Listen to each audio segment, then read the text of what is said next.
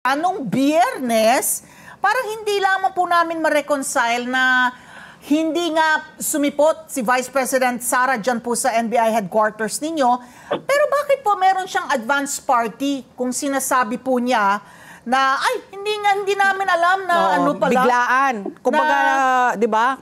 Na pinagpaliban yung hearing sa Quad Committee na dun sana siya dadalo, na kaya hindi kayo mapupuntahan. Ano po yung dahilan kung bakit meron naman po siyang advance party na pinadala sa inyo? Sa akin pong pagkakaintindi bilang dating pulis, talaga pong ano yun, SOP po ng advance party na i-check kung saan man yung possible na pupuntahan ng kanilang VIP.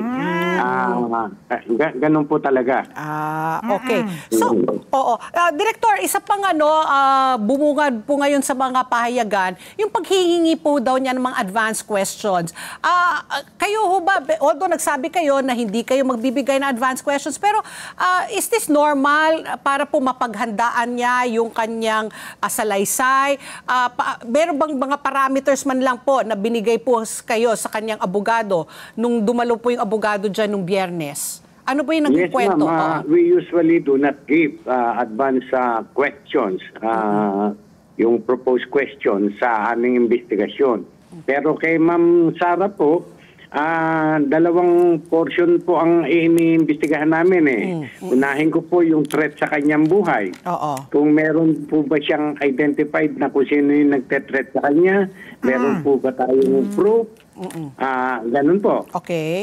Kilala niya po ba? Tapos ay dun sa threat naman niya kay Pangulo ay maaari namin siyang tanungin na bakit niyo po nagawa ito? Bakit niyo po nasabi ito? Sino po ba yung kinausap ninyo na papatay sa ating Pangulo at First Lady at ang Speaker? Ganun po mga linya ng mga tanong namin sa kanya. Yun ang mga basic questions. Okay. Director, what would happen? Meron bang consequence if she refuses to divulge the identity of this person that she talked to?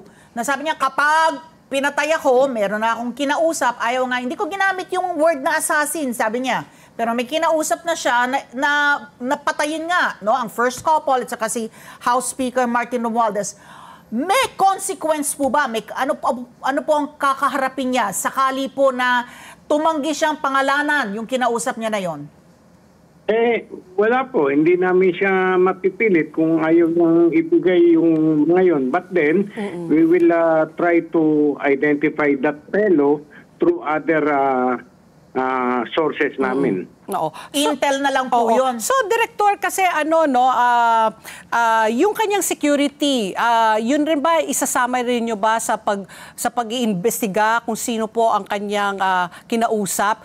Kasi parang meron kumbaga may shortlist ho ba kayo ng mga posible na pwede po niyang nakausap? O ngayon pa, are you still clueless still at this point?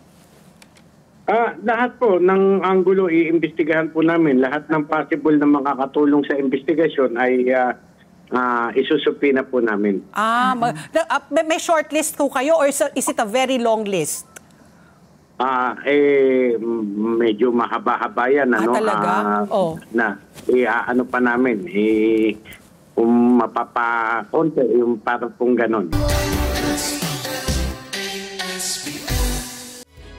Together, Sunnet 25, Sunnet 25.